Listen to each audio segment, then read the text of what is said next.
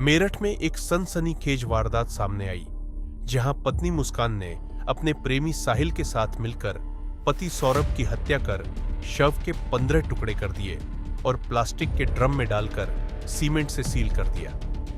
4 मार्च की रात मुस्कान ने सौरभ को खाने में नशीला पदार्थ मिलाकर बेहोश किया, फिर प्रेमी साहिल के साथ मिलकर चाकू से वार कर उसकी हत्या कर दी।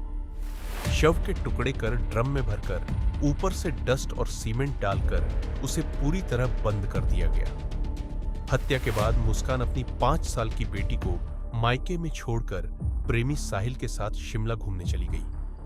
17 मार्च को जब वह मायके लौटी तो मां ने सौरभ के बारे में पूछा, जिस पर मुस्कान ने पहले टालमटोल किया, लेकिन बार बार पूछने पर उसने कबूल लिया कि उसने सौरभ की हत्या कर दी है। यह सुनकर उसके परिवार वाले दंग रह गए।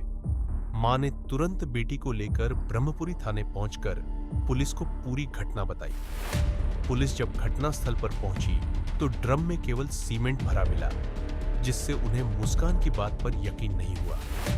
जांच के लिए 2 पुलिसकर्मी घर गए, लेकिन जब उन्होंने ड्रम को देखा तो लगा कि महिला झूठ बोल रही है। ड्रम को खोलने के लिए पुलिस कर्मियों और मजदूरों को करीब 1.5 घंटे का समय लगा, लेकिन जब ड्रम नहीं खुला तो उसे पोस्टमार्टम हाउस भेज दिया गया, जहां उसे तोड़कर शव के टुकड़े बरामद किए गए। जब साहिल को हिरासत में लेकर आमने सामने पूछताछ की गई, तब हत्या का पूरा सच सामने आया। पूछताछ में पता चला कि सौरभ लंदन के एक मॉल में सेल्स मैनेजर था और उसके खाते में 6 लाख रुपए थे। मुस्कान और साहिल ने इस रकम को निकालने की कोशिश की, लेकिन असफल रहे। इसके बाद मुस्कान ने अपनी मां से पैसों की मांग की और इसी दौरान उसने हत्या का राज खोल दिया।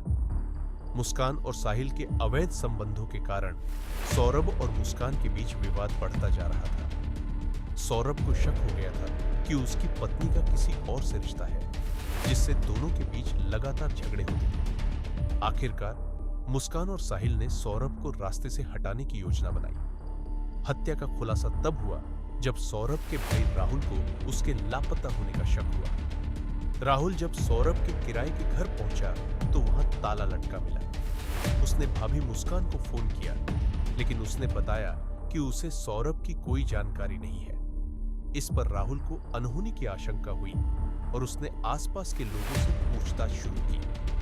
इसी दौरान मुस्कान साहिल के साथ वहां पहुंची, लेकिन जब राहुल ने अपने भाई के बारे में पूछा तो वह सही जवाब नहीं दे सकी। पुलिस ने जब मुस्कान और साहिल को गिरफ्तार किया तो पूरी साजिश सामने आ गई।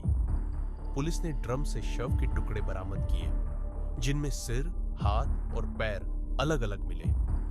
पुलिस का कहना है कि मुस्कान और साहिल ने मिलकर चाकू से सौरभ के सीने पर वार किए और फिर छुरे से उसके शरीर के 15 टुकड़े कर दिए।